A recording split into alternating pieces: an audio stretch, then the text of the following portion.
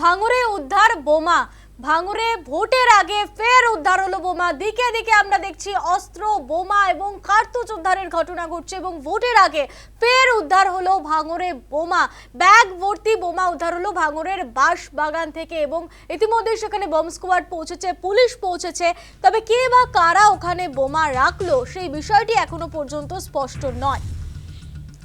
বোমাগুলি কোথা থেকে এলো খতিয়ে দেখা হচ্ছে এবং এলাকায় বাড়ানো হয়েছে নজরদারি। সাত সকালে ভাঙড়ে উদ্ধার হলো বোমা।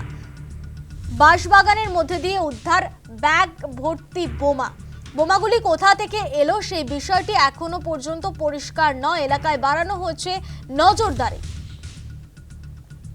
ভাঙড়ে ফের উদ্ধার ব্যাগ ভর্তি বোমা। ঘটনায় রীতিমতো চাঞ্চল্য ছড়িয়ে পড়েছে এলাকায়।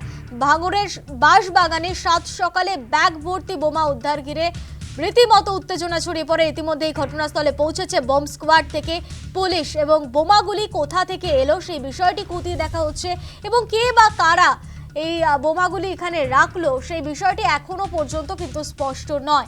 ইতিমধ্যে এলাকায় নজরদারি বাড়ানো হয়েছে বলে সূত্র মারফত খবর পাওয়া যাচ্ছে। বোমা উদ্ধার মানে এখানে দেখো, গত পঞ্চায়েতে এখানেও উদ্ধার হয়েছিল, এবারও উদ্ধার হয়েছে। গত পঞ্চায়েতে যে মহিলা দেখতে পেয়েছে এবারও সে মহিলা দেখতে পেয়েছে। আবার ওই মহিলার ছেলে হচ্ছে এখানকার প্রভাবশালী তৃণমূলের। কারা রেখেছে বলে মনে করছেন? যে দেখতে পেয়েছে তাকেই প্রশ্ন করা হোক।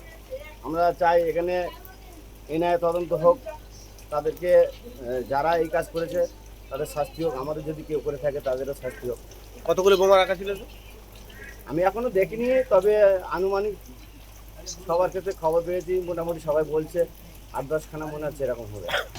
আমি ভাঙড়ের বিদায়ী বিধায়ক নওশাদ সিদ্দিকীকে বলবো যে আপনি প্লিজ আমাদের ভাঙড়কে আর অশান্তি করার চেষ্টা করবেন না।